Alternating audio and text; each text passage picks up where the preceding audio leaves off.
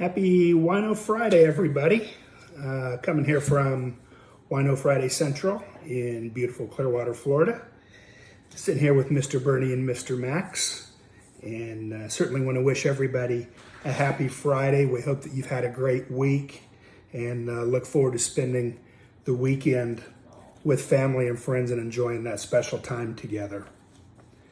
So, of course, I want to make sure that we send a big thank you out to all of my healthcare team who continues to provide me with excellent care and direction in my treatment against COVID-19 and my recovery here. And certainly want to make sure that we thank all the first responders, the supply chain workers, the frontline healthcare workers, and the scientists that are working so hard in the battle against this disease. So thank you all. We all truly appreciate what you continue to do. Okay, legal disclaimer. I'm not being paid for these personal posts. The information shared here are my opinions only and for the sole purpose of education. I'm not offering any medical advice or medical recommendations under the terms of a doctor-patient relationship. The information regarding COVID-19 is rapidly changing and may already not be current by the time you receive it on here. Personal update here with what's been going on with me this week. Hopefully some of you enjoyed some of the food and wine posts that I've put on here this week. The shortness of breath and edema issues have kind of kicked up again this week and have been a little bit of an issue. So the cooking for me has kind of been a diversion, and it's relaxing. It kind of helps take my mind off the symptoms that have flared up again. So I hope you guys aren't too annoyed by my entertainment there. So we've made some adjustments with medicines, as I had mentioned before. So just to give you a quick rundown on that. So my metoprolol now is at 75 milligrams twice a day. That helps to control the heart rate and the blood pressure, which my pulse rate has been running closer to the 100 mark now. And I've even had some readings down in the 80s. So that's been great. The dexamethasone, we dropped from 4 milligrams to 3 milligrams per day. I am on the inhaled Symbicort, which is a combination inhaled corticosteroid along with a long-acting beta-2 agonist. 164.5 milligrams strength, 2 puffs twice a day. Pantoprazole, 40 milligrams per day. Lasix, anywhere from 40. If the swelling is still significant in the afternoon, I go ahead and do another 40 milligrams, which I have done that 3 times this week for a total of 80 milligrams per day. Vitamin D, 5,000 units per day. Zinc, 50 milligrams per day. Melatonin, 20 milligrams at bedtime. A Super B complex vitamin. And then I've got Zolpidem CR, 12.5 milligrams that I can take if I need to for sleep. Sleep is difficult with the steroids because of the stimulant effect from that. So even with the Zolpidem and 20 milligrams of melatonin, I consider it a pretty good night if I'm getting 4 hours of sleep. And then sometimes I can get like a little half-hour nap or something during the day. So the big thing is, staying positive and trying to rest as much as possible and allow my body the chance to heal and recover from these things. So I'm certainly thankful for you guys' continued prayers and support and good thoughts and love. And I do appreciate it all so much. And it really does help,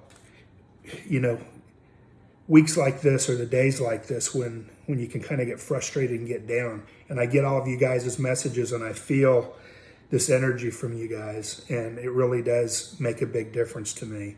And I want you to know, literally from the bottom of my heart, how much I appreciate that. So thank you guys. Please keep it coming. I'll take every bit of it that I can get. And thanks for hanging in there with me on this crazy COVID coaster trip, as they say. Probably, one of these days I'm going to be happy when we jump on here and say, guess what, guys, this thing's finally done. I feel like $1 million, and and this thing's all going to be behind us. All right, let's jump into some technical stuff here. This won't be too bad tonight, but there's an article published online today in JAMA entitled Effective Remdesivir versus Standard Care on Clinical Status at 11 Days in Patients with Moderate COVID-19.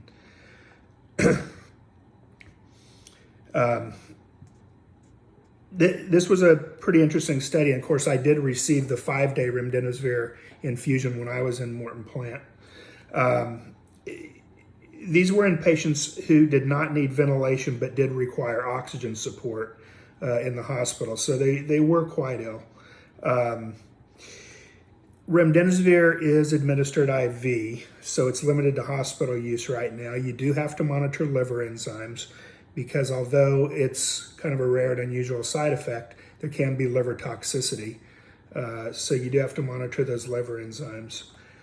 There's a phase 1 trial of an inhaled nebulized version of remdesivir that was initiated late in June to see if that drug can be used in the outpatient setting and at earlier stages of the disease. So that clinical trial is still going on, and we're going to be looking forward to getting that data.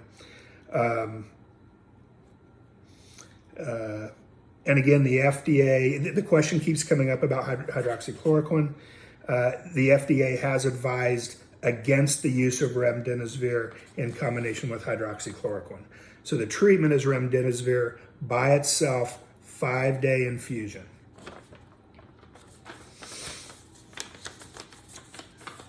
Okay, so just a quick little summary of other treatments that are out there. Dexamethasone or any other steroid equivalent, either given by IV or oral form. Current recommendation, and this again came out of the UK recovery trial that was published earlier, which we have referenced multiple times. The equivalent is dexamethasone 6 milligrams daily for 10 days, and then depending on the patient's clinical course, tapered appropriately if need be, which is what I'm on right now. Hopefully we can taper. Again, hydroxychloroquine. While trials of hydroxychloroquine as a preventative therapy are currently ongoing. So there are clinical trials to see whether hydroxychloroquine may be of benefit as a preventative. There is little evidence that supports the use at any stage of the illness. So we've talked about this. There have been at least 9 large trials published from around the world that do not show any benefit. And so hydroxychloroquine is not recommended in current treatment regimens, folks. Azithromycin. This drug was studied especially early on in the disease in combination with hydroxychloroquine. There are no recommendations out there at all for using azithromycin in the treatment of COVID-19, and several major cardiology groups have come out and warned against using this combination due to QT prolongation, cardiac arrhythmias, and sudden cardiac death. So no, azithromycin does not play a role. Antiviral agents under investigation, there are a few of them. One of them is called favipiravir, lopinavir, and ritonavir. These are all under investigation. There's going to be clinical trials coming out.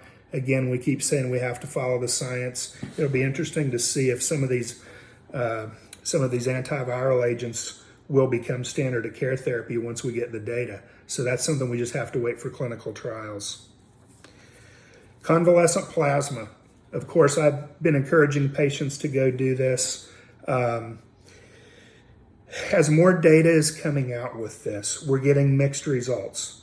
So in seriously ill COVID-19 patients, the convalescent plasma, in some of these studies, it does raise their antibiotic titers. It reduces viral load in the acute ill setting. and the patients have had improvement in their symptoms. So we see that in some of these, but then some of the studies also show that they don't really see that great of an improvement. So we have to follow the data. We're going to have to see long-term studies, and as more and more people get this treatment, really what their outcomes data is in terms of morbidity, mortality. Okay, colchicine. There's a trial currently underway in Greece. Patients that are hospitalized, and interestingly enough, in this study, colchicine, patients do have a slightly shorter shorter stay in the hospital, and a shorter time to clinical deterioration improvement with colchicine. So colchicine, of course, is an old NSAID medicine, may have a new trick up its sleeve there. Nitric oxide. There's a phase 2 study in patients with COVID-19 with the goal of preventing disease progression in those patients with acute respiratory distress syndrome, also known as ARDS. And basically in this study, they're looking to reverse pulmonary hypertension, improve severe hypoxia levels in these folks, and shorten the length of their vent support. So nitric oxide in those folks. Zinc, the old supplement zinc. The initial trials were studied using zinc in combination with the hydroxychloroquine and azithromycin. Again, those were those early preliminary studies. There's no current evidence that suggests that the supplement may play a role in the prevention or treatment of COVID-19. I went ahead and added it to my regimen. I figure it's not going to hurt anything. Monoclonal antibodies. The use of human antibodies is being investigated by teams all over the world right now. Eli Lilly has reported positive results of its trials of monoclonal antibodies. And they anticipate that the FDA is going to review this data and possibly even approve monoclonal antibody therapy as early as next month. So this could be some exciting data here in terms of human monoclonal antibodies. The emergency approval of blood plasma as a potential COVID-19 treatment by the US FDA was put on hold this week. It was put on hold Wednesday, actually. They are reviewing more of these studies again about convalescent plasma, and as more data becomes available to NIH, they will be making their recommendations hopefully soon. The benefit of an emergency use authorization is that it allows faster access to that as a therapy if it does show to be beneficial. So we have to wait on data. We have to follow the science. Okay, school openings. The American Academy of Pediatrics updated and expanded its previous guidance that it had published on the reopening of schools from back in May. You can jump on the American Academy of Pediatrics website. Again, very important. Take a look at that. This is a very charged issue right now. It's a very personal issue for families. Make that decision based on your own best available information, what's going on in your community, what your current recommendations are. And certainly wish all of our teachers and support staff and faculty and students a very great school year, and good luck with this big science experiment that we're about to engage in. Speaking of seasons, flu season. Folks, we can't stress this enough. Flu season is about to start. Here in Florida, I know all the pharmacies are advertising. They got their flu shots ready. Folks, we need to stress how important this is during this pandemic. Get your flu shot, okay? You are not going to get the flu from getting a flu shot. That's incorrect information. If anybody tells you you're going to get the flu from getting a flu shot, they are flat out wrong. So please get a flu shot. We don't need to be adding problems this year in the middle of this pandemic. So get your flu shot. We need to reduce the risk of influenza. That's going to help reduce the overall risk on our healthcare system. And hopefully we can reduce some of these hospitalizations that could be coexisting with our COVID-19 pandemic. Okay, that's probably enough for a Friday night. So, on behalf of Mr. Bernie and Mr. Max and myself, we want to wish you all a very happy Wino Friday tonight. Thanks for taking time out of your busy lives to spend a little bit of time as we continue to talk about what's going on with this crazy virus. We want to wish everybody a very safe and happy weekend with family and friends.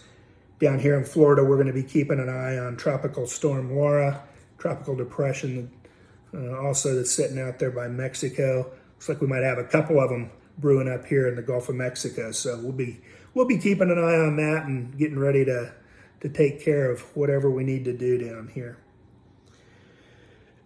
As always, be kind to one another. Be kind to yourselves. Let's all work together to make this world a better place. That being said, we want to wish you guys a good night. God bless y'all. We'll chat soon.